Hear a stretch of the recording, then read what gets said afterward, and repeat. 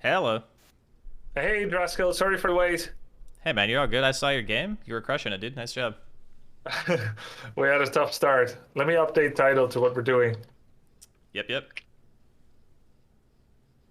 Yo, Draskyl, glad we could meet up again. Last time was great. I learned a lot from that. That's good. Most of the time when I try to teach people, they give me the eye roll. So I'm glad that some people are taking it to heart. Dota I have players a are very bad students, by the way, most of the time. I guess if they didn't ask for help, then sometimes they're already not receptive. Or do you mean they ask first and then I roll? Yeah, the latter. That happens quite often, actually. Wow. Wow. Yeah. Huh. Well, Draskyl, I have prepared a bunch of questions, not 100% written down, but there's some big areas of my play that have that I run into with problems. Okay. So if it's going to be kind of like makeshift this session, I would suppose. So I guess the forefront on my mind right now is how to gank as a mid laner. Okay. So this one is all about rune control, and that usually means to explain this, I will say that the timers that I mentioned the other day, every 30 seconds a wave, every 5 minutes a cart, etc., etc. The runes spawn every 2 minutes. So 2 minutes and 4 minutes are two sets of water runes, which means top and bottom will both have those every time. And then starting at 6 minutes, you'll start to get power runes. Now, based Yep. on what hero you're playing, if you have a high damage dealer with a CC, like I know you like mid sky, or you're playing like a Lina or something like that, your rotation is usually predicated upon getting a rune. So if you have a haste or an invis, these runes lend themselves really well to approaching a side lane. And the typical thing that you would do is you would push the lane first. So let's say you're going for the 6 minute rune. That means when the 530 wave is walking down mid and connects, you're going to start pushing the wave as hard as you can. And the reason we do that is so that if we do end up going the wrong direction, or for some reason the other player is going to try to contest us, he has to make the choice between going for the rune or getting the wave, right? Because at this level, players probably won't handle that pressure very well, or they'll just drag the wave with them or whatever in the river and you can harass them and stuff. And there's usually really nice things you can do. So the first step is getting the wave going your way. Step two is, what rune did I get? Did I get a regen, or did I get like a DD? Because these runes are a bit harder to utilize. They don't necessarily give you a surprise factor, and they don't necessarily give you the utility of being able to chase. And then the third is understanding what lanes you have and who it makes sense to gank for. So here's an example. One lane has no stuns in it on your team, right? It's like I don't know, a Coddle and something else, like a Spectre. If you gank that lane, then it's very hard for those heroes to contribute to your rotation because they don't inherently have good ways to kill. So if you're ganking for a lane with two stuns, then you have a much, much higher success chance. And the final thing is, where is the lane relative to their tower when you make the move? So if the Mm. wave is at your tower, like the tier 1 in the off lane, and you make the rotation with an invis after you push the wave, that movement has an extremely high success rate because they will be out of position. Like the game you're watching right now, where that Tusk is, or sorry, the Radiant safe lane is by the tower, the Drow and the Ogre are really far up. If you manage to get a rune, like let's say one of those, and you make the connection when they're up here, this is the ideal place that they would be when you make that move, if that makes sense.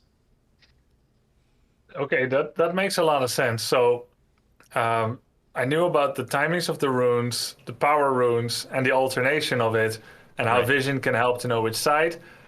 And I guess most of my mid gank rotations don't start from a place of knowledge. I'm not thinking of the four on my opponent team and the four on my allied team. And oftentimes I find myself out of mana because of the expenditure I needed to do to secure the lane. This is also a lot to do with the hero that you play. Skywrath is very mana hungry, and in a Yes. lot of matchups, you're gonna feel like you want to use mana for creep kills as opposed to harassing. Now, I would say for Eh, this hero specifically, you kind of have to make the distinction while you're laning. I think it's good to be in the habit of harassing with your mana instead of using it for creeps, because what'll happen Okay. eventually is that the person that you're laning against will have to either commit to buying regen or they will be forced back, and then you get uncontested creeps, right? That should be Yeah. the goal. You want them to not Okay. be able to approach the wave. It's So I kind of try. tricky. Go ahead. I tried to use it on sniper, and Hmm. he probably had to do more healing because of it. But then at some point, I started thinking maybe I should have used it on creeps because I'm not getting a lot of them. He's got a faster attack point, faster projectile speed, and I was estimating that I was going to be about double down on the last hits. So I was not having a good time. He played quite well. I was impressed. And then I tried to spam spells on him, but I didn't have enough. So is this a case of like, I could have done it had I brought another 6 mangoes, which would certainly be possible, particularly if I didn't save up a bottle, but then I can't gank at all. I would say that it's a combination of a few things. I can't see your inventory, so can you click yourself so I can Yep. see what items you have? The idea for a lot of these mids is that you always want to rush for a bottle because you know that you're going to have to expend mana for either harass or you're going to have Yeah. to use it for creeps. Yeah. Against snipers specifically, or any hero with, like, let's say, superior attack and damage in lane, so you know they're going to Yeah. try to go for the CS, just use your mana to hit them. Because Yeah. eventually, these players, right, anytime you feel pressure in a lane, it's hard for them to react because they don't inherently know the correct response. So I would always favor, if I'm going to play Sky, I'm using my mana on him. I'm just continually harassing. I'm sending out, my bottle as soon as I can. As you get more mechanically proficient, you're going to be able to get the CS, and he's not going to be able to get, like, all of them over you, right? He'll get some. And some of this Yeah. also has to do with the creep manipulation. Like, I see you still use it sometimes, but you really want to be into the habit of, like, hard clicking him and pulling the wave around. Because Yeah. if the person doesn't know the correct response to this move, you're just going to get free creeps. And if you don't have to spend mana, then you're even further ahead, right? And it's kind of like every incremental gain will be a snowball effect, and your lanes will start to feel smoother, and you'll start to notice that you're pushing him back. You're not getting pushed back, you're pushing him back. It gets a bit trickier with the high ground vision. Yeah.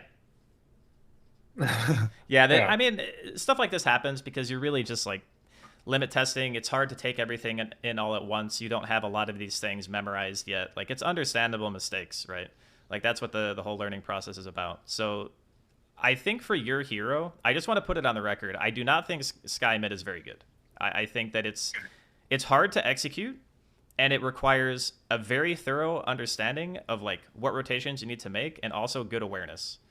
And if all of those things aren't present, then it's going to be really hard to climb with this type of hero, because he gets very hard punished for whenever he makes a bad move, and he also doesn't have really good scaling on his own because his farming capability is more or less not only limited by mana, but his skill set is not good at hitting creeps.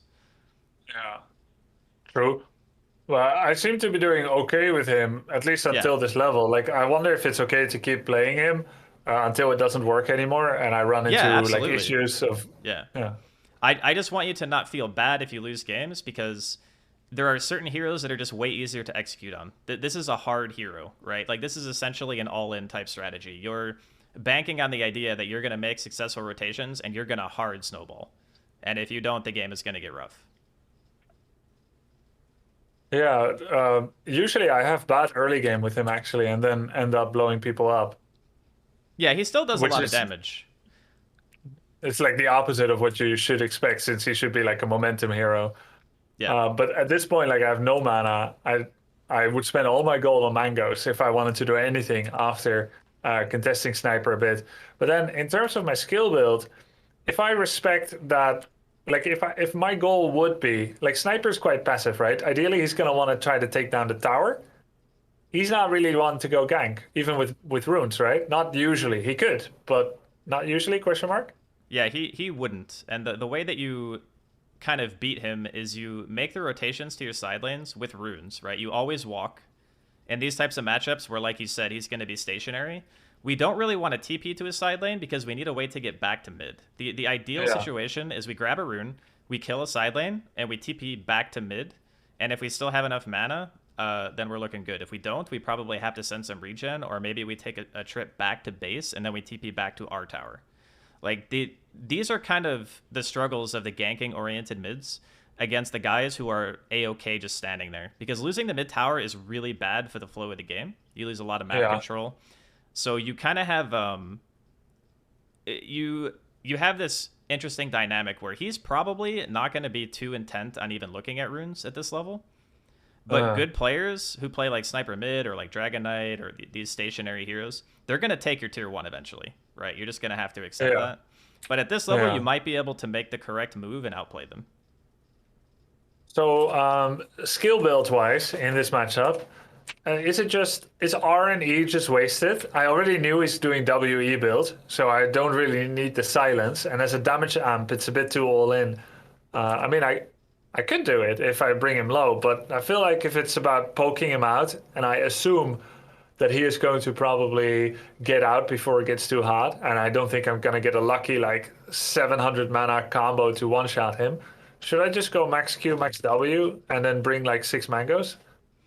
So I actually had a discussion with my chat about this not too long ago.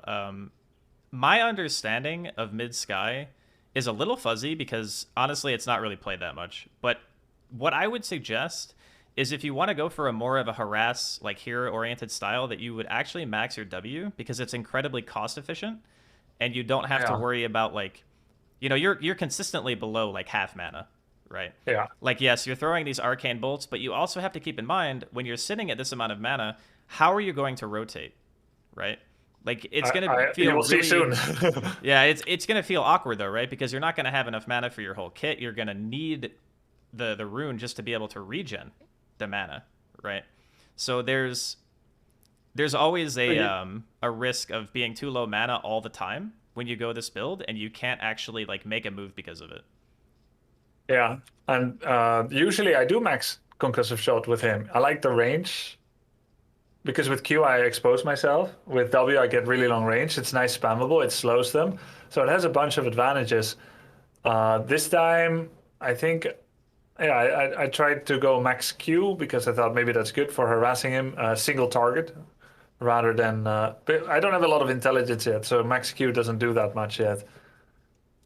But looking back at this, I wonder if I went 4Q and then 4 in W and then like 2, 3 in Q. If I just spam at him, is that cost efficient, trading my mana for his health and his presence in the lane?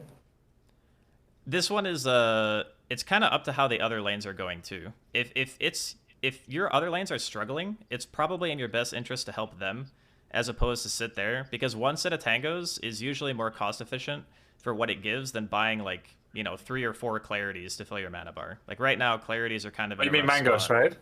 Well, clarities or mangoes. Mangoes are better later, Yeah, but clarities are better when you're not actively taking damage. yeah. So I guess So this this move was my ends up working wonderful. out. This was my wonderful gank Ooh. where I show up on the safe lane. Sniper notices my departure, picks up a haste rune. I show up with 30% mana, and Yeah. my team tilts because they feel forced to join.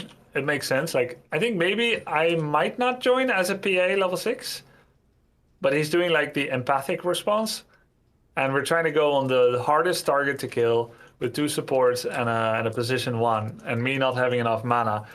And he already has a Hood of Defiance. Well played. I did not even see that. So 0 prep, no mana. Uh, we had Observer Ward on the sniper, and Yeah. as he came, and yeah. I mean, this But is this like is a typical gank for me.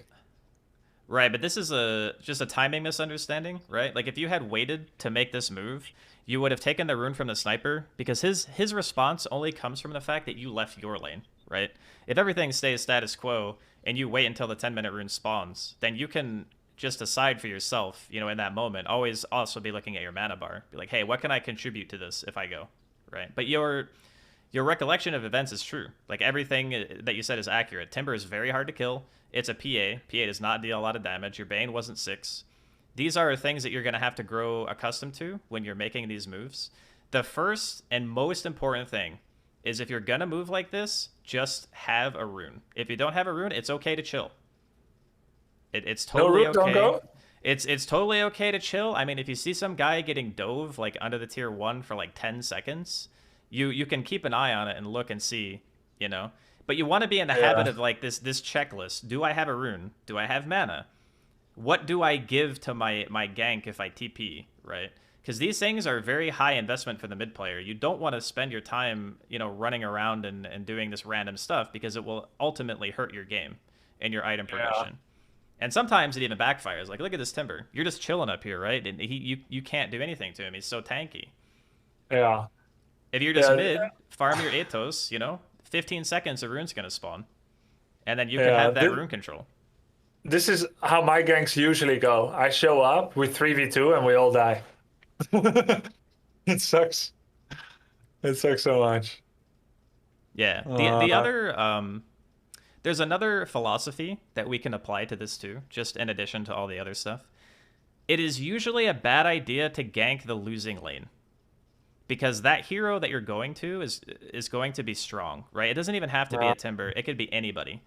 But if some lane is getting hammered, usually the correct response is to apply pressure on the other side of the map so that that hero is not being used as like a vanguard, right? Like you don't want to go through the Timber. You would much rather go fight a hero like Drow, who is significantly weaker, lower health pool, would probably die to your combo of spells. Plus, you have a Pudge and a Tusk in the bottom lane. You have these two yeah, heroes that have crazy kill potential. I mean, this guy's level 4. How's he going to get away? yeah, true. And it's a safe lane, so it's easier to backstab. So I remember now why I went top. It's good to have reasons for things. I always coached people in Warcraft. Yeah, yeah, for sure. Even if the reasons are bad, because then you can hold yourself accountable for your decisions. Can you tell from the minimap why I am going top rather than bot?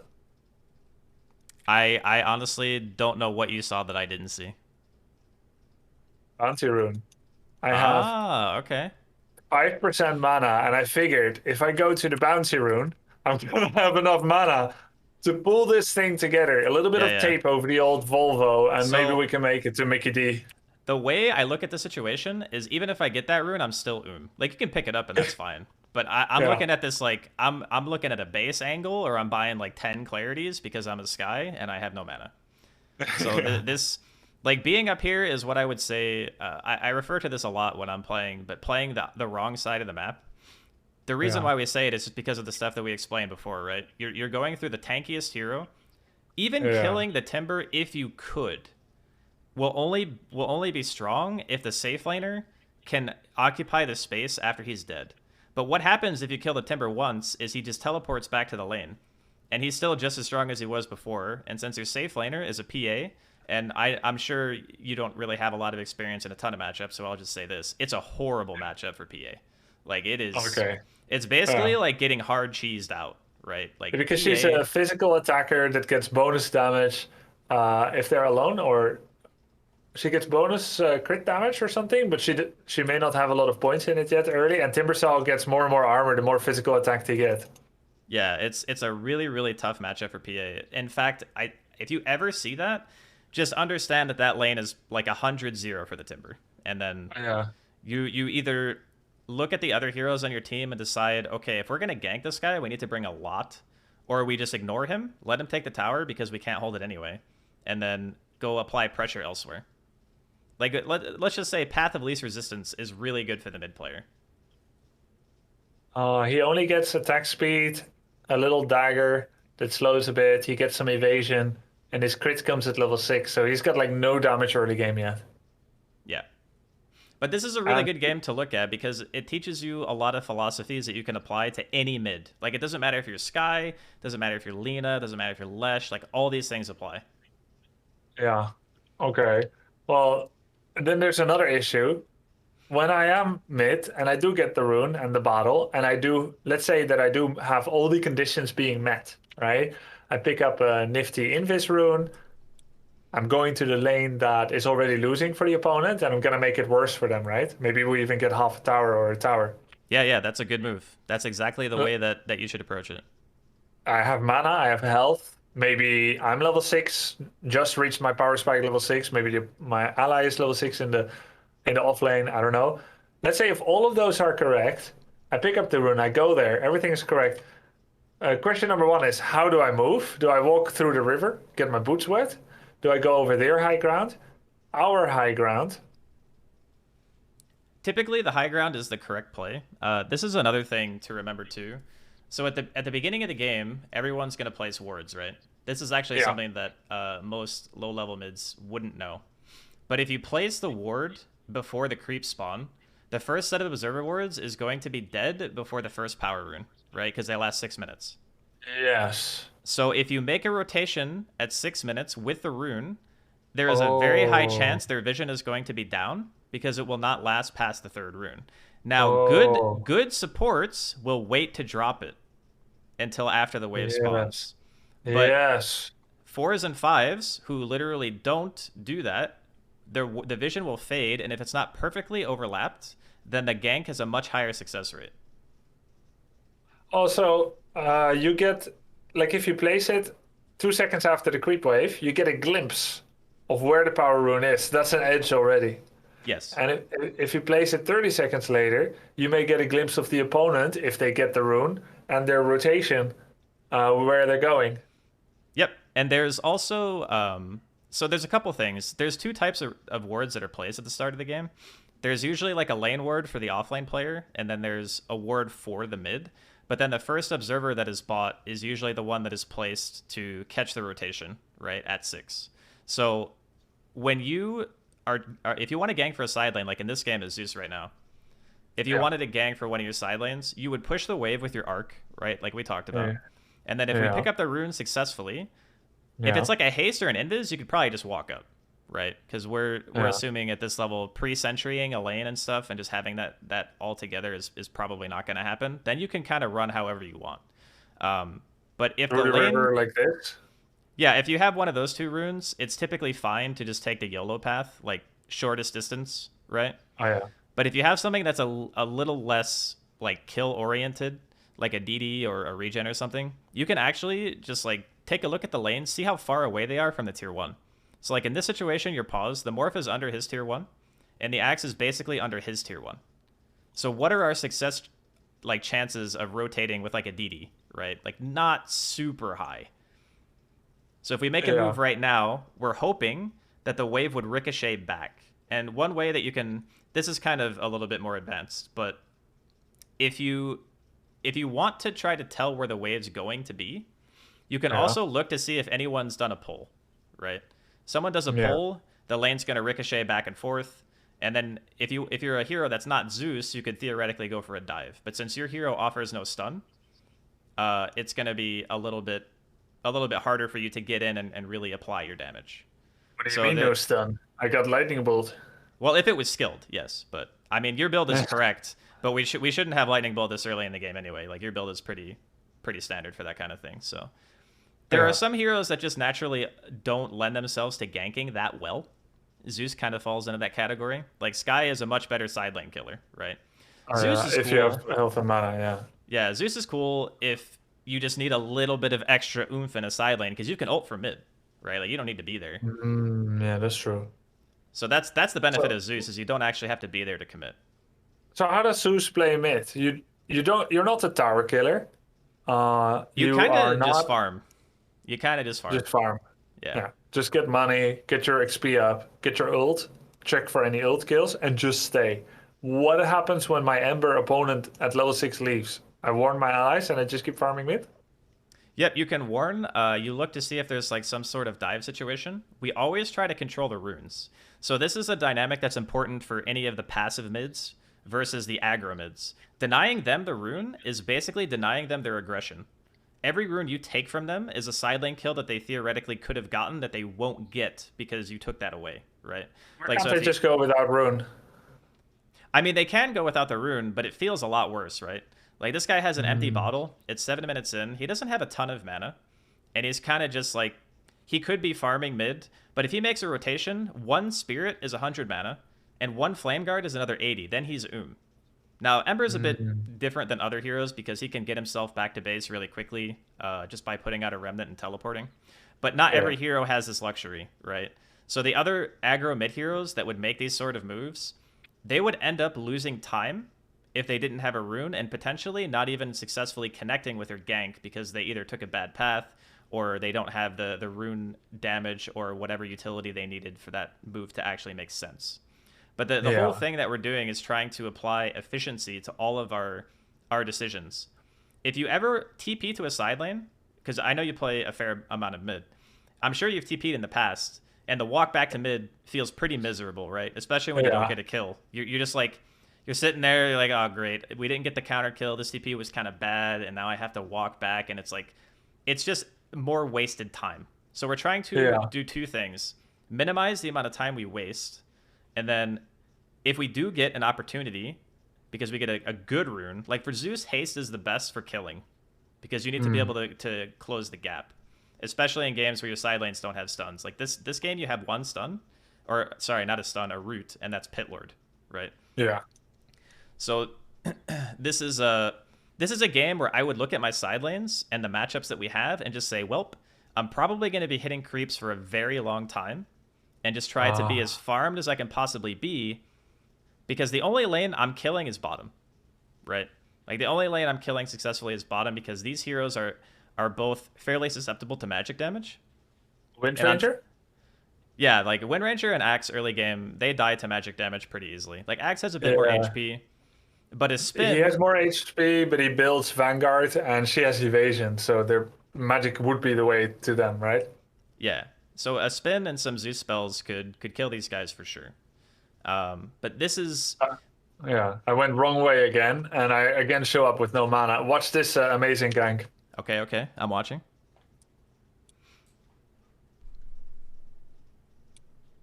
Oh, I like the jump too.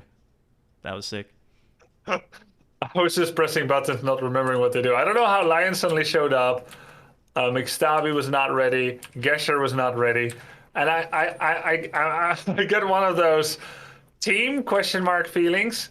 While I literally Draskyl completely blind. I'm completely blind. I didn't think about the matchup, their possibilities, their position in the lane. I just saw a low HP morph, and I thought, okay, I can probably get him.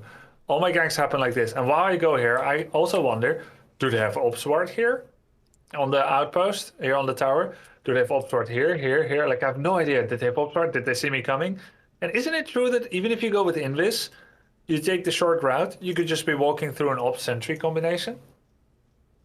Yeah, I mean they could always have that stuff set up, but you're gonna run into that kind of thing more, like the higher MMR you get, like people having proactive vision to protect the heroes that they feel like are going to be ganked. Like there's a whole bunch of videos on like warding and stuff too, just so you understand as a mid player, because it's kind of an important part of your gameplay. If you want to play these side lane killing heroes, you need to understand how the enemy wards and what like good paths are to take, so that you don't walk into like that big hill. What we would say there is you just want to go for a lane gank. Like you can just hug the left, walk up the left ramp, and go through the lane. Yeah, and that way you avoid that ward completely. Now other fives will actually ward the lane, so it's a matter of knowing in advance where it is, but also the timing that I explained earlier about like the 6-minute timing. That one usually gets them at this bracket, because they don't have the ward down immediately. You know what I mean? Like they could, but it's kind of unlikely. But this is why I also emphasize the kill runes versus the other runes, right? The kill being the invis and the haste. So did I just lane too poorly? Because by the time I pick up this DD, I don't have any mana again. I think for Zeus specifically, this matchup is a little bit annoying, because you're going to be taking like a lot of harass damage. Ember is pretty good at mitigating magic because he has Flame Guard. And you ordinarily you would probably right click a lot more to CS than just use your mana, because if you notice, Zeus's base damage is quite high, right?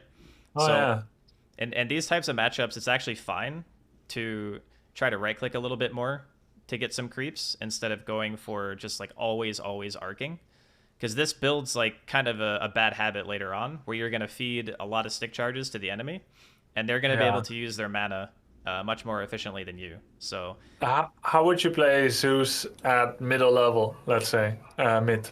Not Q spam?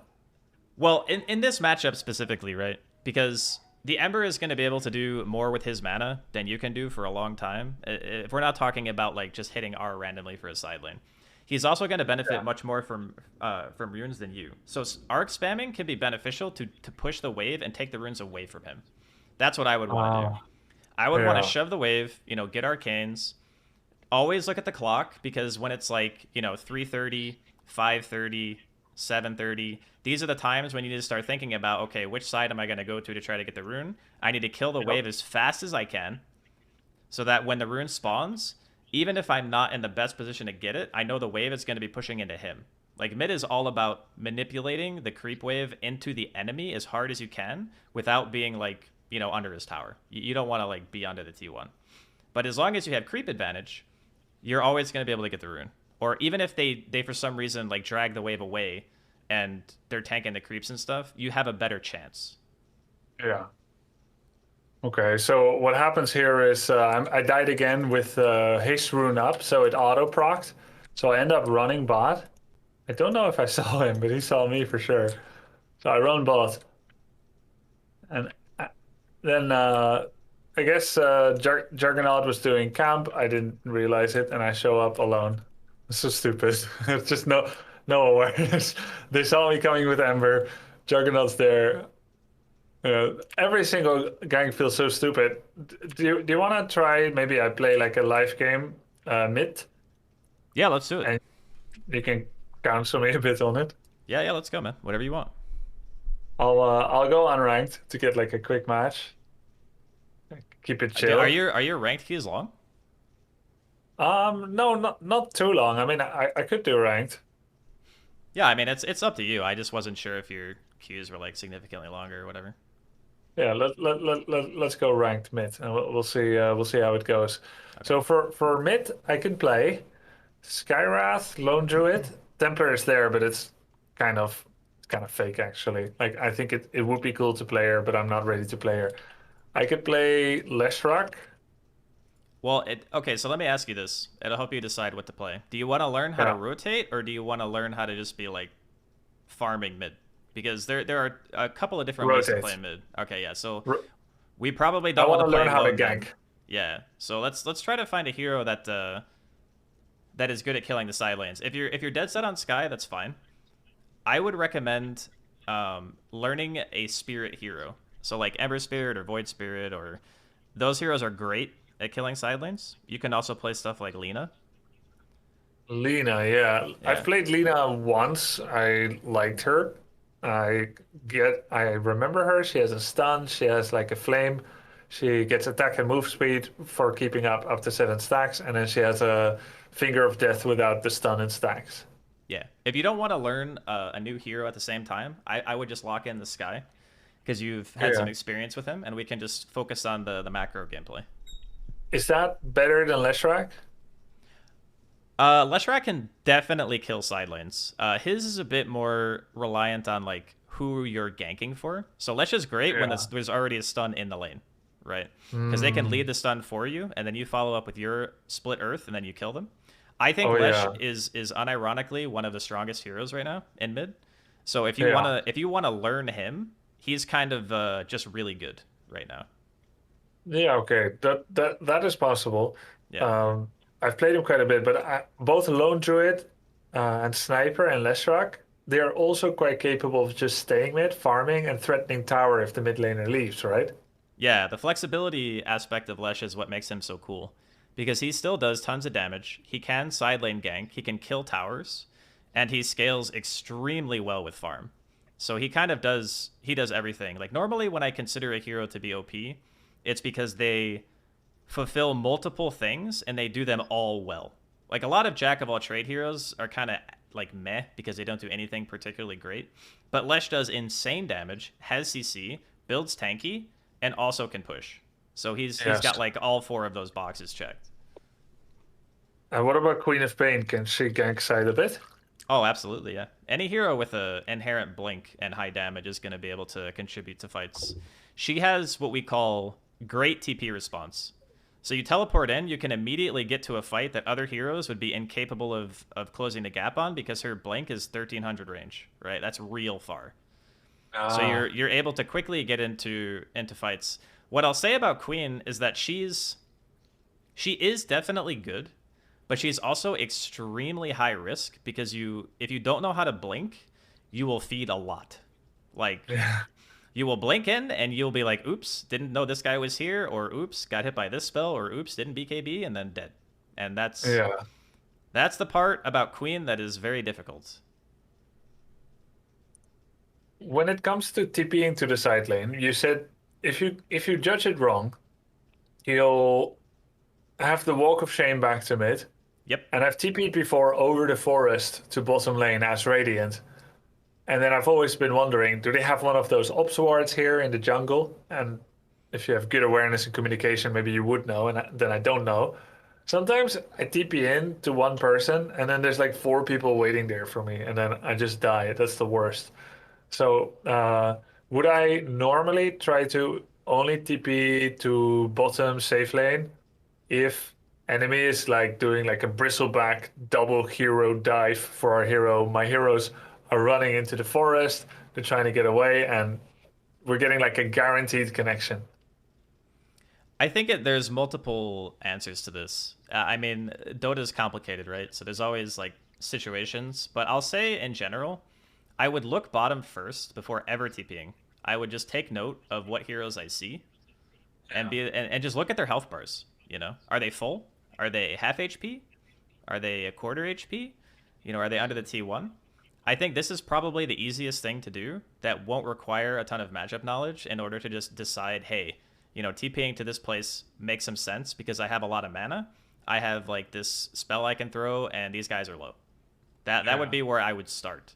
The truth is the answer is actually very complicated, and a lot of people will tell you, especially in higher level games, that TPing to your own safe lane is a trap a lot of the time, because the matchups are normally that your one is supposed to be weak, and that lane is normally abandoned, right? Like that lane, the tower is let to die because it's too much resources to protect it, and it's better to just counter pressure somewhere else. So if we're playing heroes like Leshrac, we're probably caring a lot less about TPing to our safe lane than we were if, you know, we had some matchup where we could actually get kills and we were playing like a Skye or a Queen, right? Yeah. So it kind of deviates based on what hero you're playing specifically.